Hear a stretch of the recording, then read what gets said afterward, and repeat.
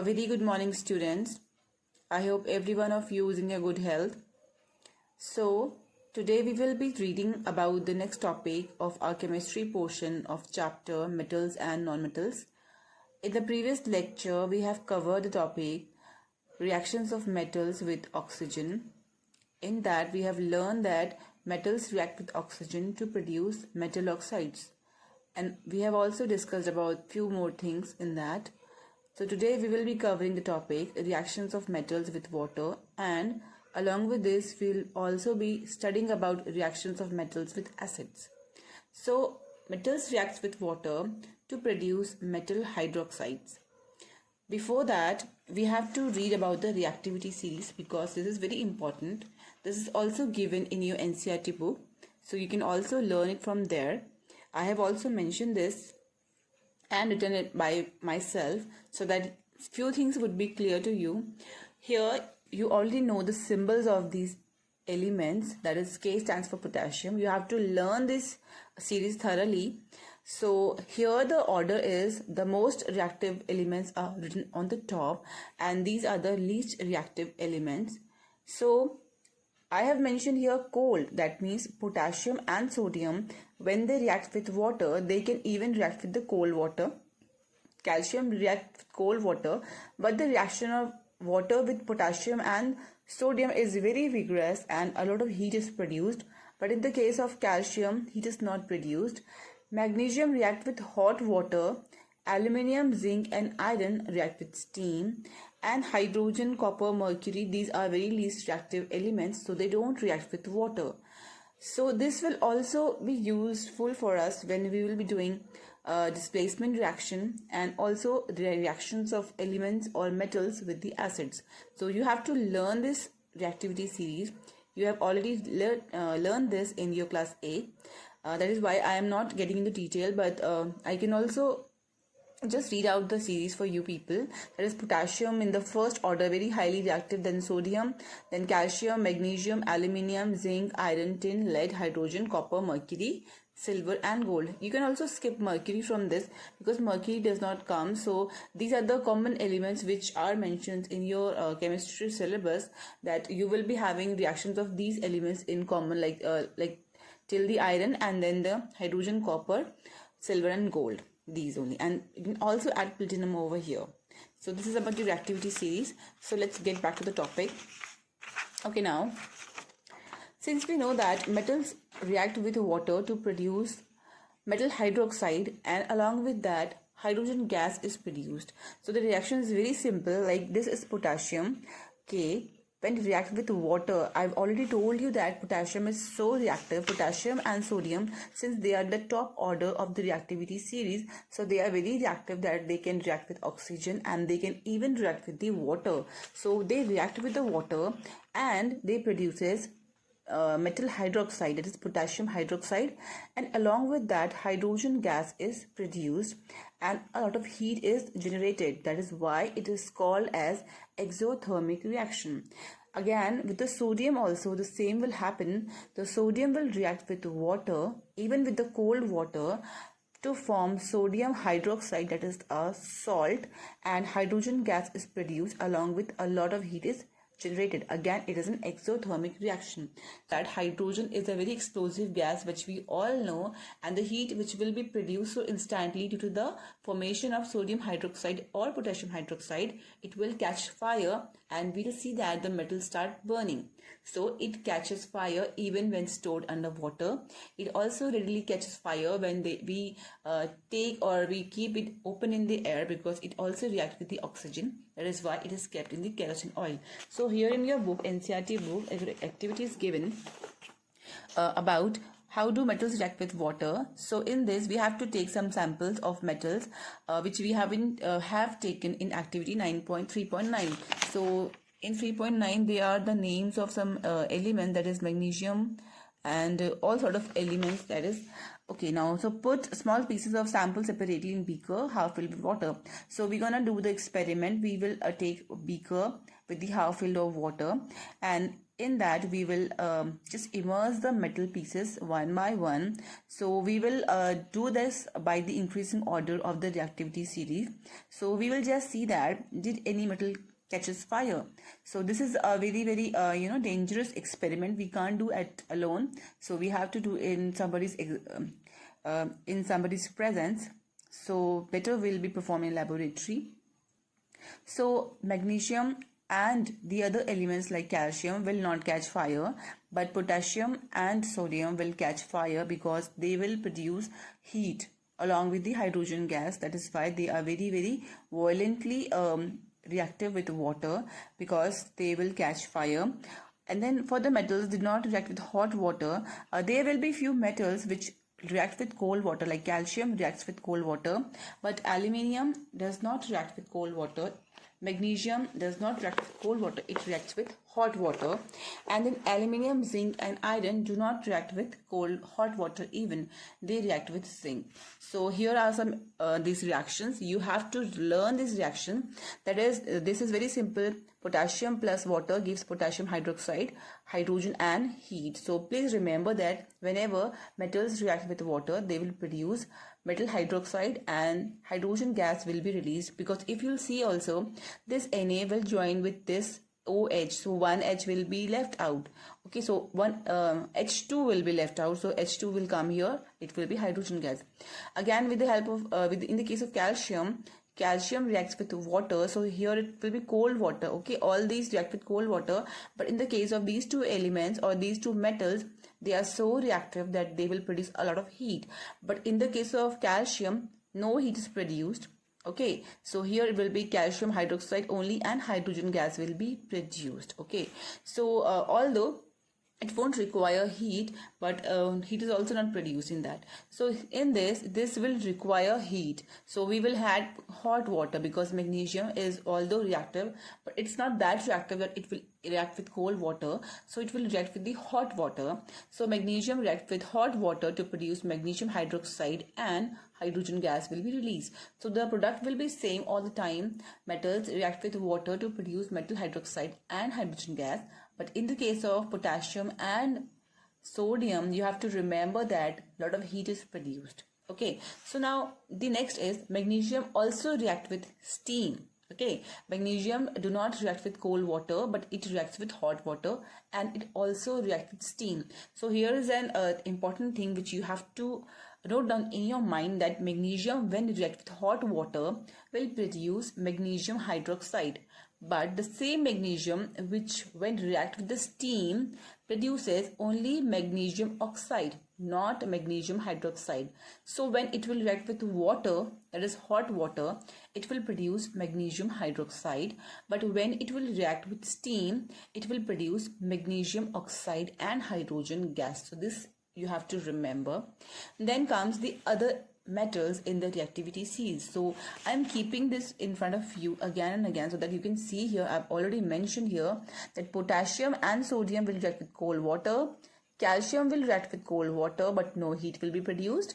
Magnesium react with hot water and steam.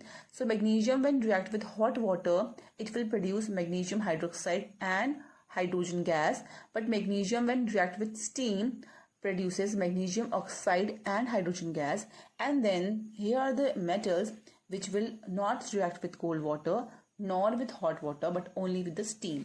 Okay, so these metals are aluminium, zinc and iron, which will not react with cold water nor with the hot water.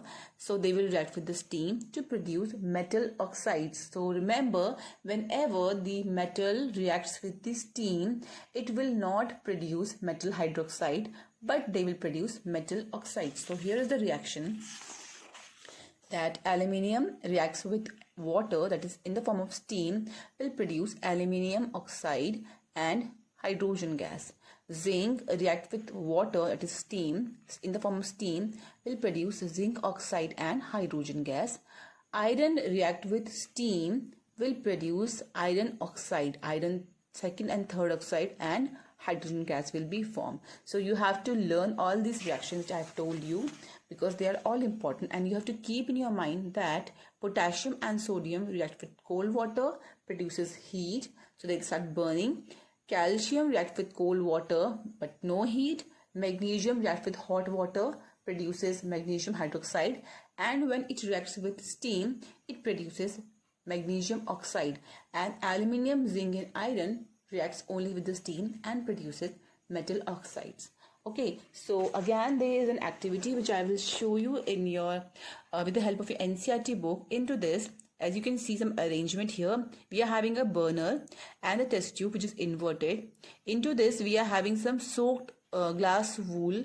Glass wool is just a fibrous kind of a thing which is called as glass wool. It's not exactly a fiber wool which we have soaked in water. Okay, then we are applying heat. So when there is water, it will evaporate and it will turn into steam. And here is also a metal sample, like we have taken any aluminium or even zinc or iron. We can take any element we can take. So here is the metal sample. You can also heat this also, so that when it will be hot, so it will start in the reaction very quickly. And the mouth of the test tube is closed with the help of cord, but here we have inserted a pipe, so the pipe is going downward to the jar, and here is also an inverted jar or a test tube which is inverted in the water, so it is going inside the test tube. So here some there is an empty space so that some gases can be stored here.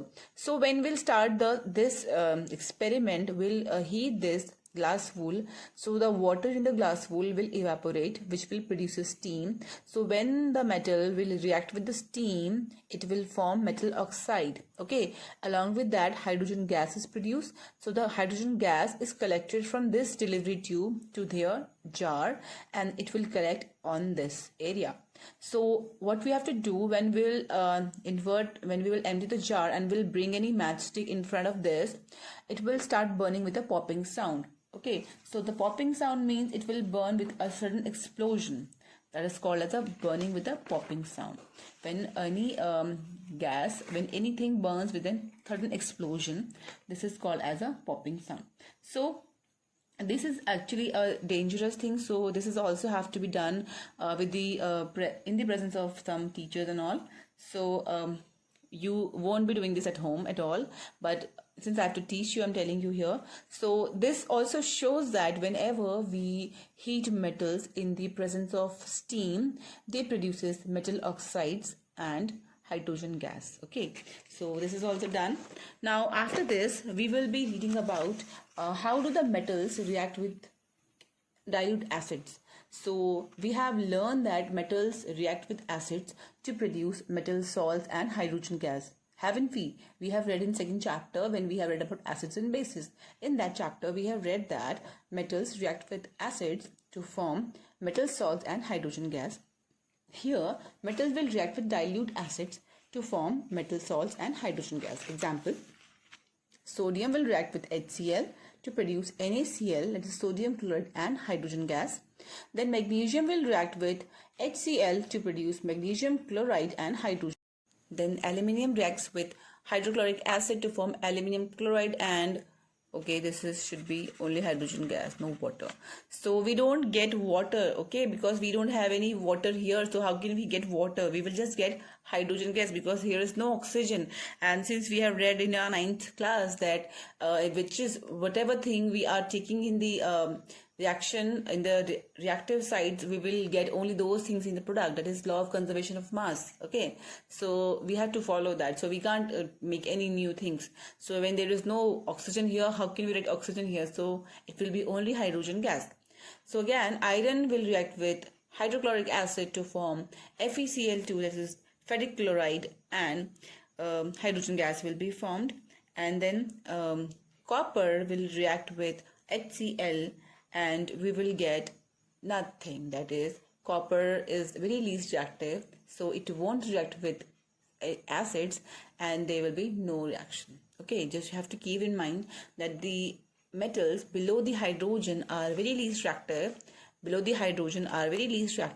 So we won't get anything, so they won't react with anything. Okay, so we just have a reaction with the metals which are in the top order of the reactivity series. So these metals will not react. So these were with the hydrochloric acid, but here is some exception in the chemistry.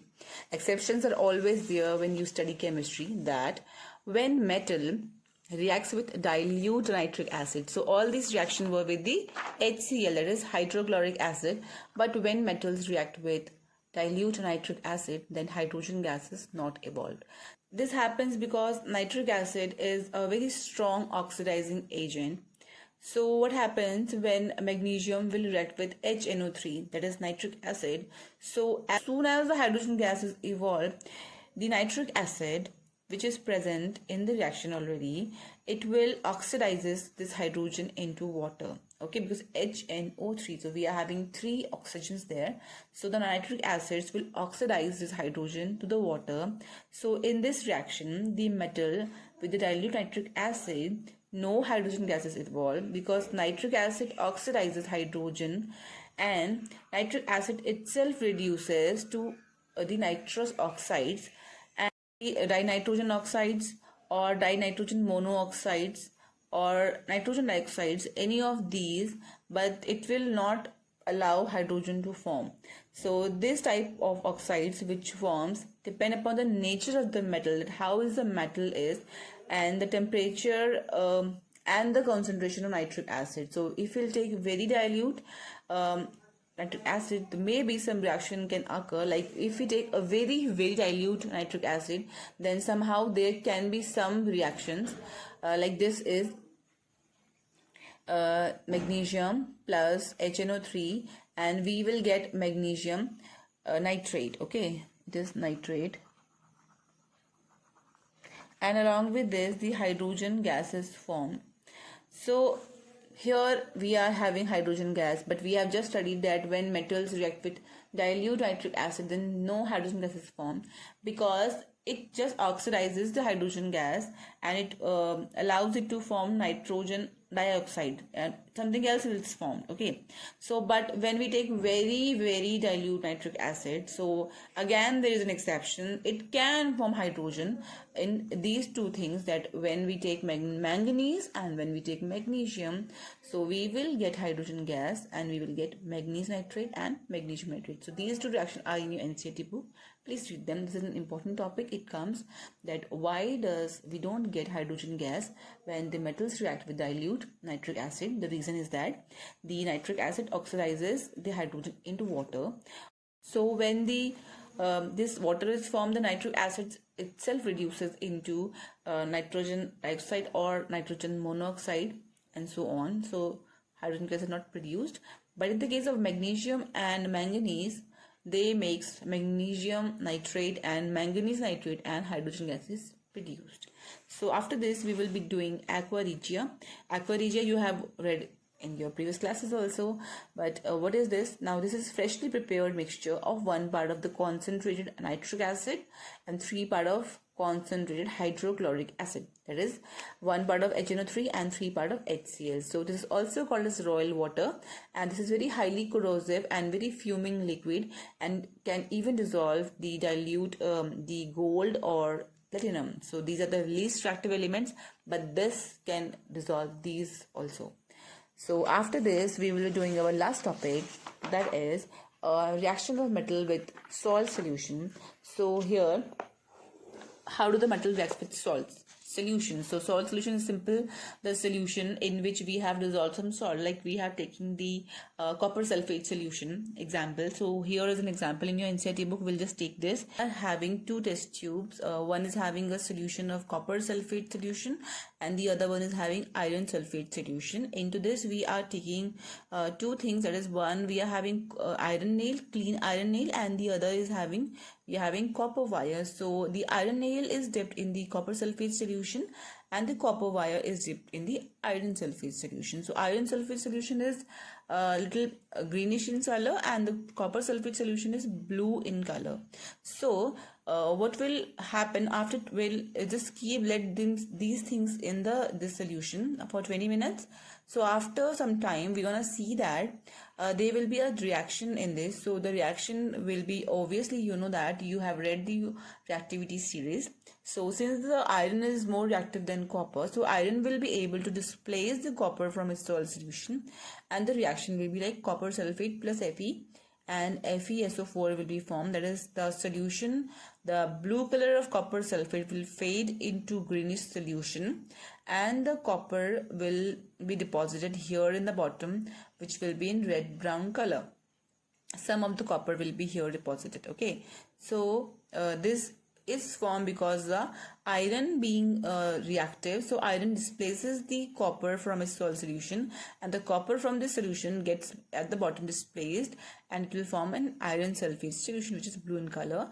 But in this case there will be no reaction because copper is least reactive, so copper won't be able to displace the iron from its sulfate solution, so there will be no reaction. So you have to write the reaction like this is the reaction, that is metal when reacts with the salt solution, they produces metals, they displaces the least reactive metal from a salt solution and forms a new solution, that is iron sulfate solution, and copper will be removed, that is red brown in color. So this is a simple reaction, you should be knowing this. This is a displacement reaction. So after this you are having displacement reactivity series, which we have covered. So we will be starting our next topic after in your next lecture. So till then, do the question answers and stay safe.